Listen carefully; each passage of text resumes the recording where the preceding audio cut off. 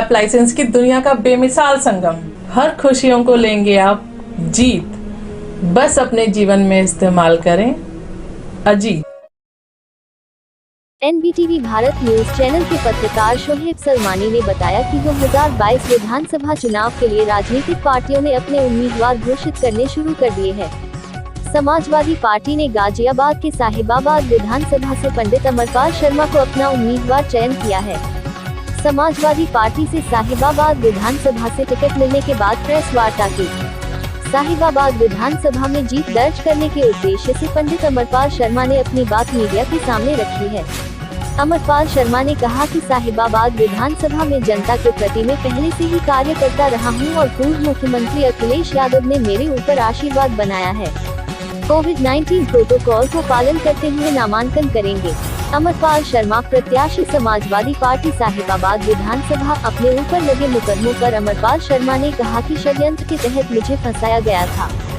2012 से लेकर 2017 तक साहिबाबाद विधानसभा में 2400 करोड़ रुपए के विकास कार्य कराए हैं।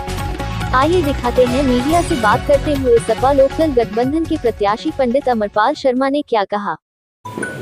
जनता मुझे इसलिए वोट दे, जनता ने मेरे पूरे 12 से लेकर 17 तक के कार्यकाल को देखा है और पिछले कार्यकाल में मैंने पूरी विधानसभा में लगभग 2400 करोड़ रुपए के कार्य कराए। कुछ कार्य जो मेरी प्राथमिकता पे थे उनकी स्टार्टिंग हो चुकी थी, लेकिन मौजूदा जनप्रतिनिधियों ने वो कार्य पूर्ण नहीं किए।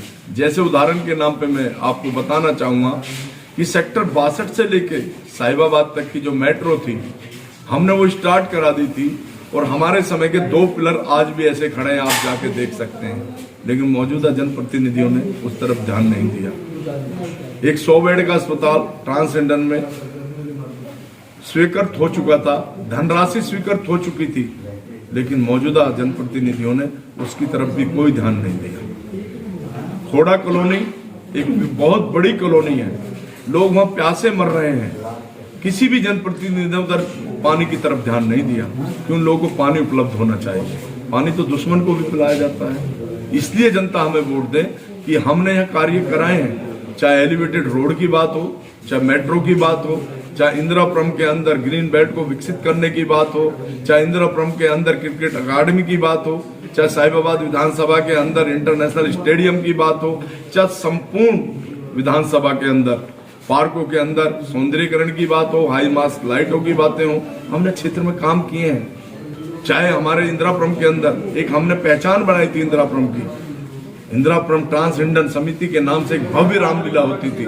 राम के पुजारियों ने उस रामलीला की परमिशन तक नहीं दी हमें। इसलिए हम चाहते हैं कि हमारी जनता, जो हमारे क्षेत्र के लोग हैं, जो हमारे बच्चे हैं, वो हमारी संस्कृति को पहचाने। इसलिए हमने रामलीला स्टार्ट कराई थी, ताकि इस क्षेत्र में फिर दोबारा से रामलीला स्टार्ट हो सके, दोबारा से इस क्षेत्र में जो रुके हुए विकास कार्य हैं वो पूर्ण रूप से कराए जा सके। तो अभी किन वो कुछ मुद्दे आप बता पाए जिनको लेकर आप जनता के बीच जा रहे हैं, क्योंकि अभी बीता 5 साल बीजेपी का बीता है यहाँ पर, तो आपको क्या लग रहा है उसमें कि क्या चीजें रह गई हैं या बीजेपी ने बहुत काम किया है, जो भी आपकी प्रतिक्रिया है। नहीं, मैं आपसे जानना चाहता हूँ, आपने मेरे से क्वेश्चन किया कि आपकी बीजेपी से जो काम रह गए, एक काम तो बताइए जो किए हो। जब कोई काम किया ही नहीं है तो रह कहां से गया? एक भी काम नहीं है। पूरे इंदिरापुरम में एक सड़क तक नहीं बनी। आप मुझे बता दीजिए कोई सड़क बनी हो तो। आप मुझे बता दीजिए कहीं ट्रांसजेंडर के अंदर इंदिरा साहिबाबाद विधानसभा के अंदर गंगा वाटर की कहीं स्टार्टिंग भी हुई हो। पानी तो दुनिया इंतजाम करती है। आप मुझे बताइए किसी भी क्षेत्र में कोई कार्य हुआ हो, कहीं समस्याएं हैं, उन मुद्दों को लेकर जनता के बीच में हम जाएंगे। अमरपाल जी, विपक्ष लगातार आपकी जो छवि है उस पर सवाल खड़े करता रहा है, क्योंकि आपके ऊपर घोड़ा और इंदिरापुरम को लगा ले तो 8 मुकदमे दर्ज हैं गंभीर धाराओं में। उसको लेकर क्या कहेंगे, किस तरह से अपनी छवि को आप जनता के सामने रखेंगे, क्योंकि विपक्ष समाजवादी पार्टी हो या फिर आप, उनको जोड़कर देखता रहा है। देखिए, जहां तक विपक्ष को गंभीर धाराओं की बातें हैं, ये आप भी अच्छी तरीके से जानते हैं, मुझे बताने की जरूरत नहीं है। आप लोगों ने ही छापा कि राजनीति की भेंट चढ़ा अमरपाल शर्मा। आप लोगों ने ही मुझे बताया कि मर्डर फला आदमी ने किया था और फंसा दिया गया अमरपाल शर्मा को।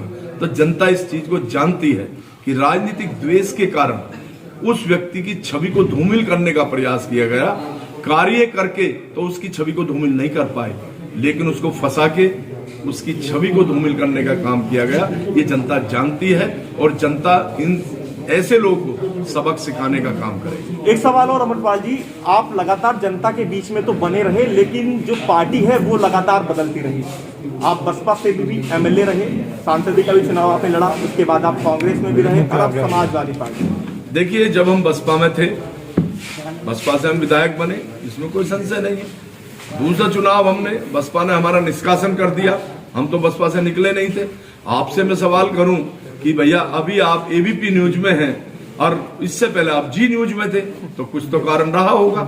तो जब ट्रांसफर आप कर सकते हैं तो जहां मुझे क्षेत्र की जनता का विकास मिलेगा, मेरा मकसद है क्षेत्र की जनता का विकास कैसे हो। मैंने समाजवादी पार्टी का कार्य देखा है, मैं विपक्ष का विधायक था, फिर भी समाजवादी पार्टी ने मेरे कार्य को देखते हुए सदन के अंदर बेस्ट एमएलए का अवार्ड मुझे दिया था, क्योंकि मैंने पूरी विधानसभा के कार्य कराने का काम किया था। मैं जानता हूं माननीय राष्ट्रीय अध्यक्ष जी की, अखिलेश यादव जी की नीति विकास कराने की नीति है, समानता लाने की नीति है, युवाओं को आगे बढ़ाने की नीति है। अमरपाल जी, नामांकन की प्रक्रिया आज से शुरू होगी और ये सब जानना भी चाहते हैं कि आप कब नामांकन करने के लिए पहुंच रहे हैं। हम कल नामांकन करेंगे अपना, और मैंने अभी क्षेत्र की जनता से भी अपील करी है। मैं उनसे निवेदन भी करता हूं, रिक्वेस्ट करता हूं, करबद्ध मेरी प्रार्थना है कि वो मुझे कल अपना आशीर्वाद दें और मुझे एक 20 दिन का समय जरूर दें, और इस मेरे चुनाव में 20 दिन के में वो घर घर जाके डोर टू डोर कैंपेनिंग करने का काम करें। जो निर्वाचन आयोग के आदेश है उनका पालन करें, मास्क सभी लगा के रखें, और जैसा पालन है, जो भी उनका आदेश है उसका पालन करें हम लोग। होम अप्लायंसेस की दुनिया का बेमिसाल संगम, हर खुशियों को लेंगे आप जीत, बस अपने जीवन में इस्तेमाल करें अजीत।